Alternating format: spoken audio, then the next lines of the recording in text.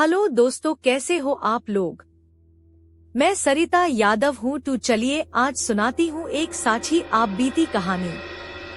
किराडू मंदिर की रात। हमारे सफर की शुरुआत। राजस्थान की रेतीली धरती पर बसे किराडू मंदिर का नाम हमने पहली बार इंटरनेट पर पढ़ा।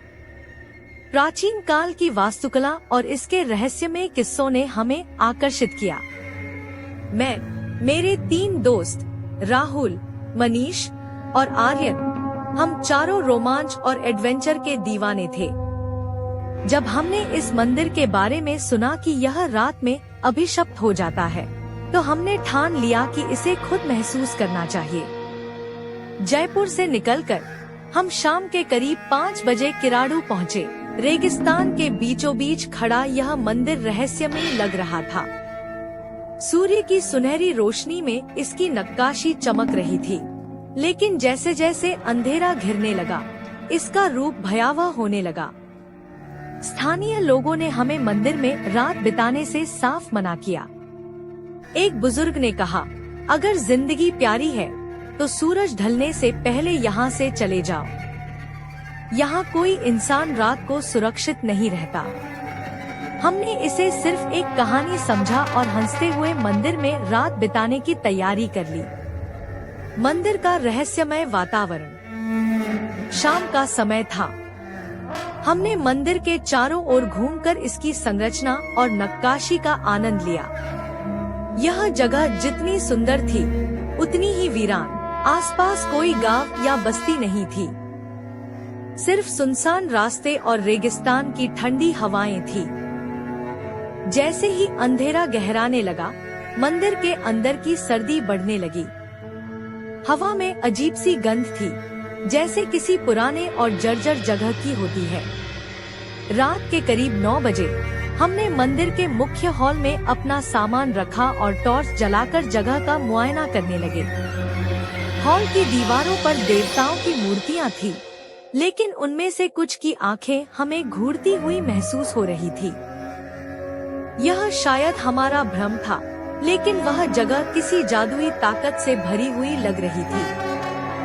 पहली घटना, फुसफुसाहटें। रात के करीब 11 बजे हम चारों दोस्त एक गोल घेरे में बैठकर बातें कर रहे थे।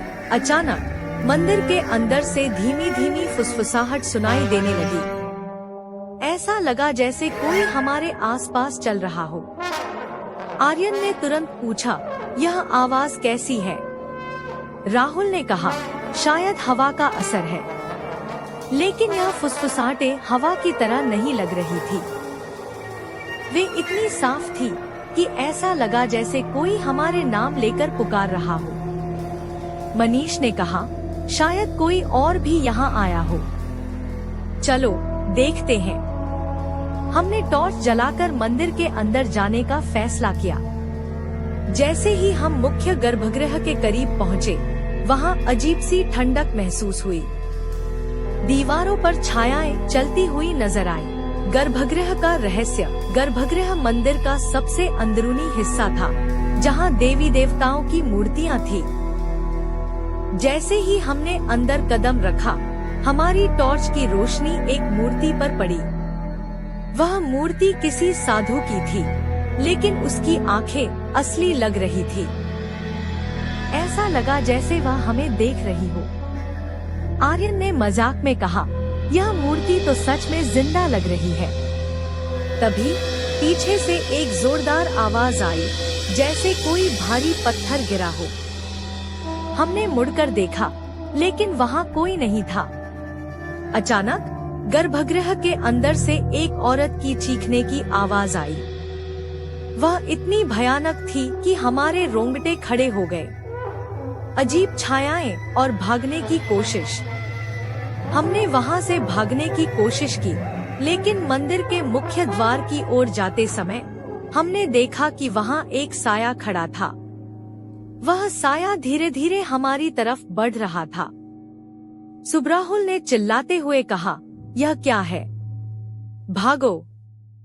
हम भागने लगे, लेकिन ऐसा लगा जैसे हमारे पैर जमीन से चिपक गए हों।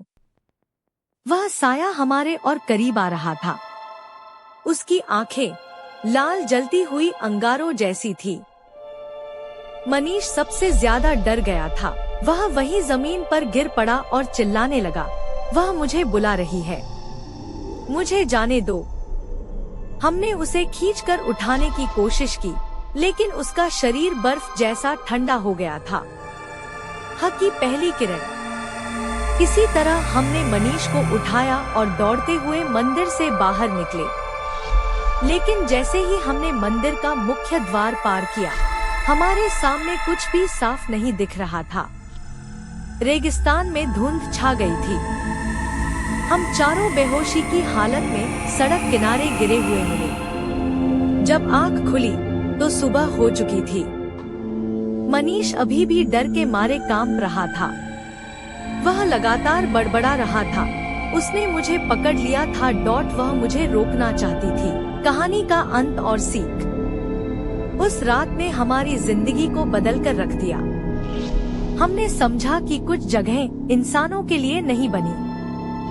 किराडू मंदिर की वह रात हमारे लिए एक सबक बन गई।